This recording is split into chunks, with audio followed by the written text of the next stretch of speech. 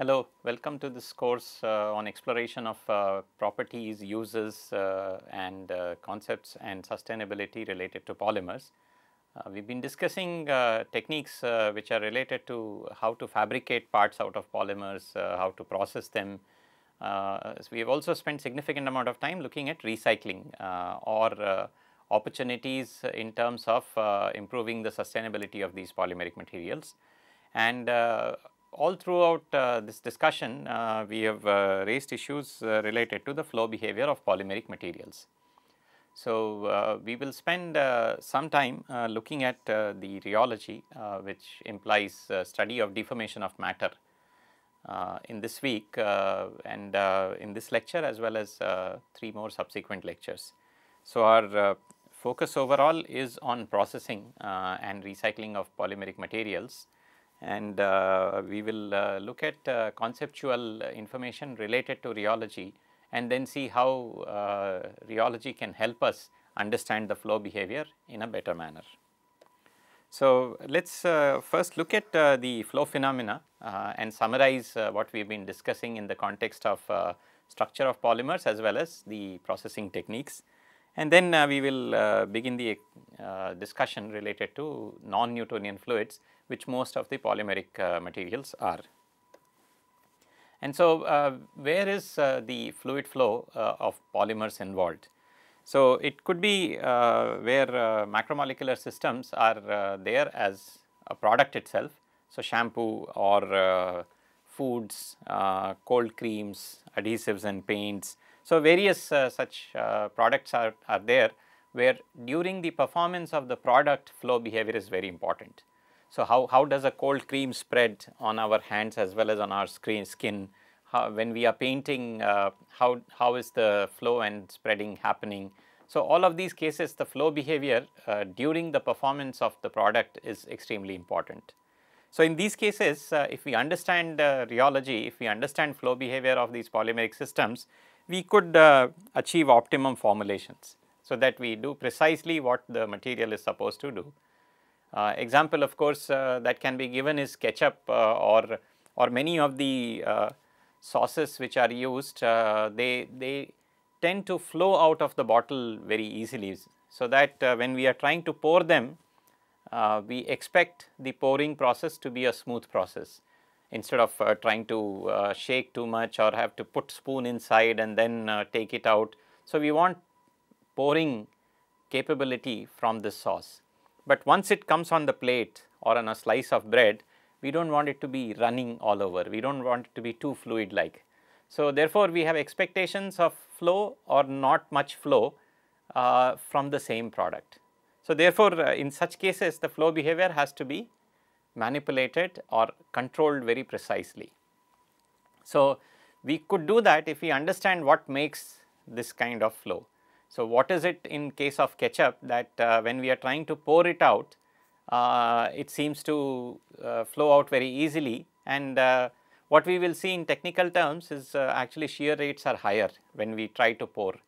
And so, at high shear rates it seems to have a low viscosity, but when we see it stationary in a plate or on a slice of bread, then it has higher viscosity. So, this shear thinning nature, which components in the formulation enhance that, which type of macromolecules will bring better control on this shear thinning property.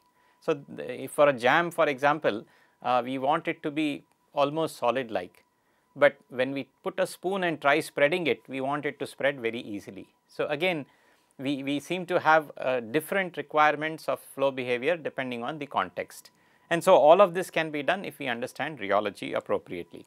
So, effective performance will be obtained if we optimize the formulations, and so we should be able to understand the flow behavior in a much better manner, where we know the role of each and every component, and in case of macromolecules, the molecular architecture, how is it influencing the interactions of macromolecules, and whatever other factors that we have been discussing in terms of segmental mobility. So, whatever are structural features of macromolecular systems, how do they influence the flow behavior?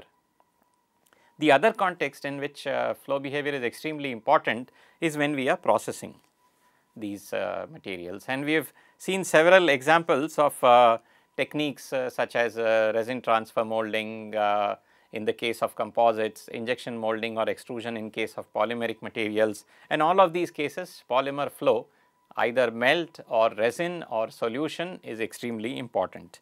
And so, in all of these cases we would like to do processing with a required degree of control, so that we get the final part which is successful in terms of least number of defects, and it is the shape that we had designed for. And so, while we are making that part, the other feature that we want is microstructure to be appropriate, so that a semi-crystalline polymer should have the required amount of crystallinity. If we are looking at an oriented microstructure, then the macromolecules have to orient to the required amount, so that we get required mechanical properties. So, therefore, optimum microstructure and morphology is required during processing itself. And eventually what we would want are efficient processing methods which require less cost and energy to produce a polymeric part with given microstructure and morphology with a good robust control. So, that is the overall goal of trying to know the flow behavior, so that we can achieve these goals. So, what is it about macromolecules that makes them so interesting in case of their flow behavior? And we can look at basically these macromolecular systems in few broad classes. So, if we use the macromolecules in a solvent, then we have the solution, and we have seen that you can have dilute, semi-dilute or concentrated solutions. And for example, in dilute case, the polymers are very far separated from each other. So, polymer-polymer interactions from one macromolecule to another are not important. Of course, given that macromolecule is a giant molecule, intramolecular interactions are always important in case of polymers, except if it is an ideal chain behavior. So, polymer solution is one class of materials. Polymer melts, where we have entangled set of macromolecules, are another class which is very important from processing point of view. Polymer solutions are also used in several processing operations. For example, fiber spinning, there is wet spinning processes and dry spinning processes, and wet spinning processes imply the use of a solvent, which then we use the thermodynamics of mixture between solvent, polymer and maybe a non-solvent to try to achieve good morphology for the polymer. And there are several polymeric materials where either during processing, for case of thermoset and rubber materials, we have cross-linking and gelling, gelation, the phenomenon of gelation, or we have products themselves which are gels. So, in both we have physical as well as chemical cross-linking, and the class of behavior is demarcated between solution and melts and gels, because gels are far more elastic and far more solid-like features, while melts are somewhere in between, while solutions have more fluid-like features. And this will also become apparent when we look at rheological response of some of these materials. The underlying mechanisms from a microscopic and molecular standpoint which define the overall flow behavior are what we have been discussing throughout the course. Paramount importance is there to the segmental mobility. Therefore, the rotation, vibration in bonds, stretching, bending and torsion of bonds, which allows conformational changes to happen in a macromolecule. Of course, the molecular level interactions, which could be either excluded volume or secondary interactions that we have been discussing throughout the course. Some of these are long range, for example, electrostatic. Some of them are much more short range, like the repulsive interactions. However, they make the overall macromolecular interactions quite complex depending on the macromolecule of interest. Entanglement is a very important feature which determines the melt behavior.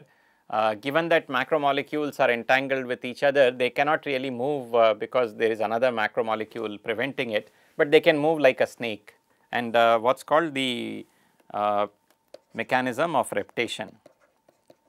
So, this was a historically important mechanism that was identified, which could explain behavior of concentrated polymeric solutions as well as melts. And this is very important in terms of recognizing how deformation in polymeric systems which are melt or concentrated solutions happen. And of course, given that this entanglement and reptation, all of this would be influenced by what kind of molecular architecture do we have, whether we have a branch system or not.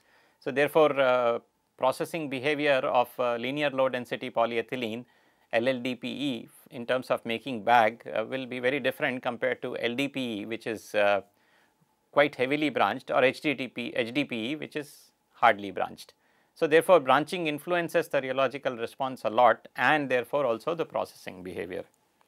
And in case of solutions, we also have the interactions between the solvent and the polymer, which could be in terms of a thermal force that the solvent molecules impose on macromolecule, or it could be relative motion between macromolecule and solvent, which leads to a friction between the macromolecule and the solvent, or it could also be the two parts of polymer chains which are interacting with each other because the solvent is there.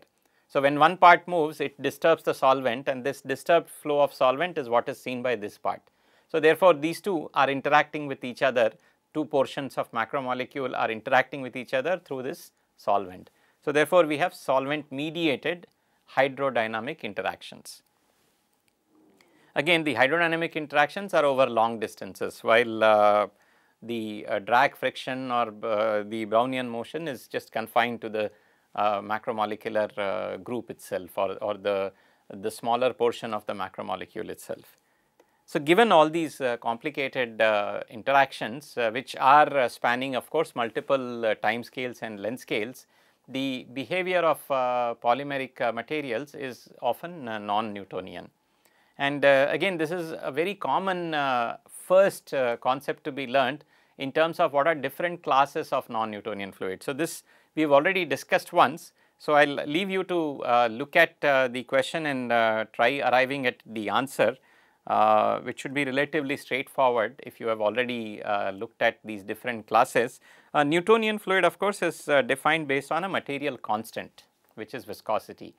And once we specify viscosity, then problems related to fluid flow behavior of that particular fluid can be solved using, let us say, for a Newtonian incompressible fluid using Navier-Stokes equations. And the only coefficient that we need to specify the behavior is the viscosity. Viscosity is of course function of temperature, but other than that no other information is necessary. In case of non-Newtonian fluids, this is not the case.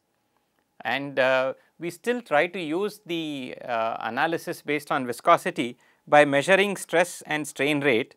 So, we measure stress and strain rate and then try to look at the variation of how does stress vary as a function of strain rate, or how does strain rate vary as a function of stress. And so, even non-Newtonian fluids are analyzed using the same behavior. However, this is only an incomplete picture. While discussing viscoelasticity of polymeric systems, we had seen that how there are different ways of looking at viscoelasticity in the polymers. You can look at creep behavior, stress relaxation behavior, oscillatory response. So, same thing is true also when we analyze the flow behavior of polymeric systems. So, therefore, viscosity is only one parameter, and in case of non-Newtonian fluids, the viscosity is also not a constant, but it varies as a function of shear rate. And that is what is being depicted in a picture like this. And so, generally the polymeric materials as non-Newtonian fluids, we will look at them under two broad categories. One set of fluids where viscous dissipation is the feature and there is no elasticity in the material, and these are called generalized Newtonian fluids. So, pseudoplasticity or shear thickening or power law fluid. These are some of the examples of saying that we will still look at predominantly shear stress versus shear rate or stress versus strain rate behavior, and the ratio of these will define in terms of a viscosity. We realize that this is not a material constant, it is a function of shear rate itself. So, therefore, it is a material function. However, with that limitation, we have generalized the concept of Newtonian fluid to a fluid where viscosity is a function and not a constant. But broadly speaking, the overall method that is used for Newtonian fluid can still be used here, and mechanism wise it is still a perfectly dissipative material like what Newtonian fluid is. On the other hand, of course, given the entanglement, the segmental flexibility, and the ability of segment to come back after getting stretched. So, all these elastic features that are inbuilt into macromolecular systems will generally tend to have some memory. They will recover to what was the earlier state. We do see that the memory will also fade away with time. The deformation which was immediate in the past will influence the behavior at present time lot more compared to deformation which was further in the past. And this we saw in the 51st lecture where we discussed while discussing the concepts related to time temperature superposition and viscoelasticity. We saw that integral Maxwell model when we look at Boltzmann superposition principle, the integral Maxwell model can be visualized as current state of stress being dependent on past deformation multiplied with a relaxation modulus, and the relaxation modulus keeps on decreasing as we go further back in time. And so, we have elements of elastic recovery. An important concept related to flow behavior of polymeric materials is normal stress differences. So, we will see that if I carry out a shear flow of Newtonian fluid, I only need to apply force in the direction to apply shear. But in case of polymeric fluids and other fluids with elasticity or viscoelastic fluids, in addition to applying a horizontal force, I will also need to keep a vertical force so that the gap between the two plates is maintained. And so, this is a consequence of normal stresses which are the diagonal components in stress tensor. And so, viscoelastic fluids have normal stress differences when they are subjected to shear flow.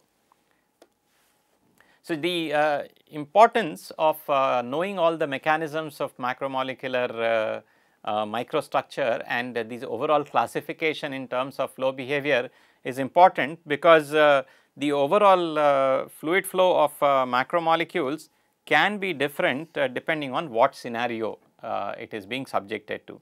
So, for example, if we have a steady flow, which means the same strain rate is being applied for a long amount of time, this could be a scenario, let us say, in a pumping of the fluid. So, pumping of over long distances, generally the cross sectional area of the pipe is constant, and once we start pumping, the flow rate would also be maintained constant. So, in these kind of situation with slowly varying geometries, it is okay to consider polymeric material as largely a viscous fluid. Given that it has fading memory, given that the immediate past deformations are important, but if this is a steady flow, then that means that same deformation has been going on for long amount of time. And so, in that case polymer fluid will flow, and largely viscous dissipation will be the predominant feature, and therefore, elasticity of fluid is not very important. But we saw that whether it is injection molding or extrusion or stretching or extensional flow for let us say in film blowing, all of these are extremely unsteady flows and which are occurring through complex geometries. So, necessarily macromolecules respond to time change, rate of change of stresses, rate of change of strains, and also the fact that there are corners, sharp corners, not so sharp corners through which the macromolecules have to go. So, the conformational changes and stretching and recovery of macromolecule goes on, and so viscoelasticity is extremely important for all of the processing operation. But if you look at work in 70s and a lot of engineering applications that happened, the assumption of viscous fluid along with lot of empiricism was used to actually manipulate the processing operations. So, the cost of ignoring the elasticity is in terms of just adding more factor of safety as well as a lot more empiricism. And so, that was possible, but now given the computational power and given controlling strategies that we have and the understanding between the microstructure and molecular structure and rheology and processing behavior, we are far more into looking at viscoelasticity in much more detail. And that is why we saw that in flow simulations, we can choose viscoelastic fluid flow models also in addition to just using viscous fluid models. And the other complication in case of composite processing is the fact that there are fillers. So, if you have let us say fibers and then if they are in shear flow, or let us say these fibers which are randomly oriented, but then they are in extensional flow, how these fibers orient will be very different, and that is of interest for the final product. So, therefore, behavior of macromolecular systems along with fillers is a very important field. Similarly, when we have composite processing where there are already fabrics and reinforcements there, and then polymeric resin or pre-polymer or polymer melt is flowing through these porous media, again it is very complex geometry. And what happens to macromolecular conformations through such narrow pores widening out, again becoming narrow, this is very important. So, depending on the scenario, we may have to look at rheological behavior of a certain kind or another, and this is what we will see in the remaining lecture of related to rheology. And so, generally rheology is useful because all the aspects that I talked about in the lecture in terms of memory, elasticity, normal stresses, all of these can be quantified using rheology. So, rheology is basically useful in terms of quantification of fluid flow behavior.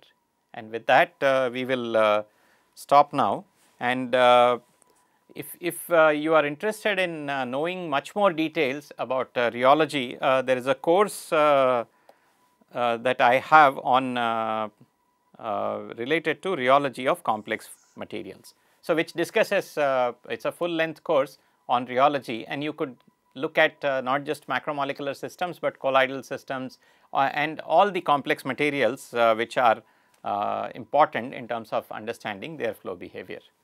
So, with this we will close the lecture. Thank you.